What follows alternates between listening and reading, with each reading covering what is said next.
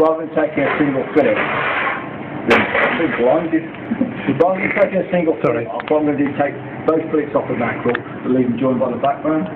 So you're going to one cut down to one side, so you're going to leave it joined at the back like that. So you take the first fillet off like so. Yeah. You're laying down open side up. Second side. And then you've got a nice butterfly. And with a mackerel, because you can actually butterfly any round fish, like like that, or a sea bass, or red mullet, or not a gurnard. But with a mackerel in particular, you get a nice teardrop shape just because of the elongated shape of the fish. And we always leave the tail on a butterfly, purely because if you've got a dozen of those in your chiller and you send your junior chef to go and get some out because you need some for a meal, how's you going to pick it up without damaging the flesh? So you've got a built-in handle there, so especially if you're going to pan fry as well, and you pick it up well, so you're not going to actually fingerprints in the flesh before you get there. Pin bones? Is there any pin bones left? There are a few pin bones in a sort of butterfly fillet, but depending on what fish you're going to do, mackerel you probably would pin bone it before you, but something like a trout you wouldn't, because even with your fillet tray, I don't pin bone trout, I just cook it. And the bones get that soft, you don't even notice you're eating them anyway.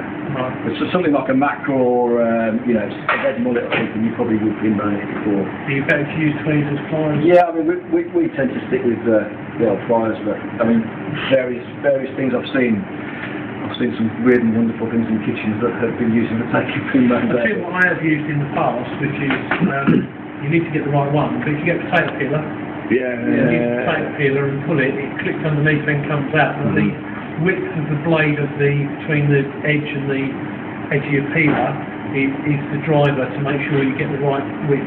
But they do work. You get How much wastage did you get off that one? It's around about 50%. It looked quite a lot, but if you think the actual stomach cavity, buried now in there, the actual stomach cavity is inedible anyway.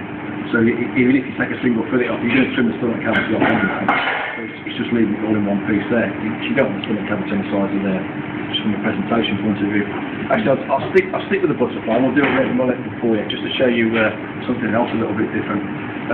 Salesforce approached some of the prep stuff in probably the mid-90s now, and they were after something a little bit different for Valentine's Day.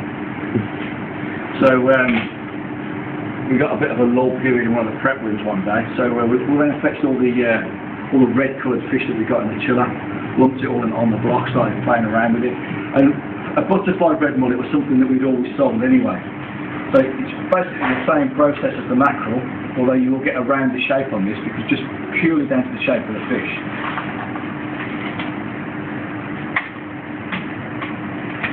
Flexible knife. Nice flexible knife, always important when you do fish. And don't hold the knife like it's life and death, just be nice and relaxed with it.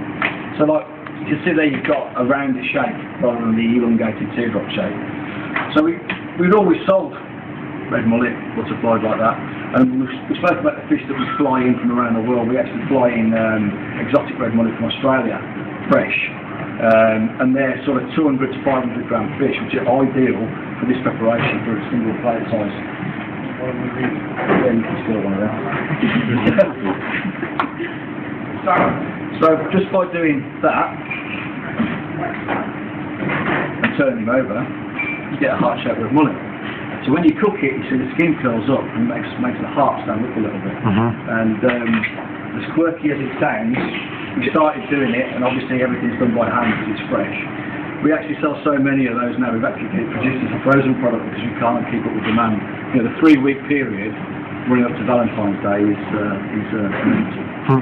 And it is. That sounds really, really quirky. But you get a nice little couple on their own Valentine's Day. That comes out on a plate, maybe on top of a bit of timbale rice, and and it does work. Tom. Can you make sure you turn your thumbs off, please? Right, we'll go with some flatfish. Lemon sole. What I'm going to do to this is what we class as a pan ready. So it's skin off both sides, head off, fully trimmed, so it's ready, basically ready to turn the pan when it comes into the guys.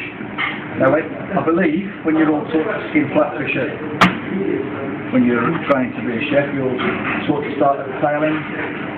Yeah? Free the skin up at the tail end, grab a hold of it and pull. Nice big reach down the middle of the fish, loads of flesh on the skin. So when we skin flat fish as fishmongers, we start at the top.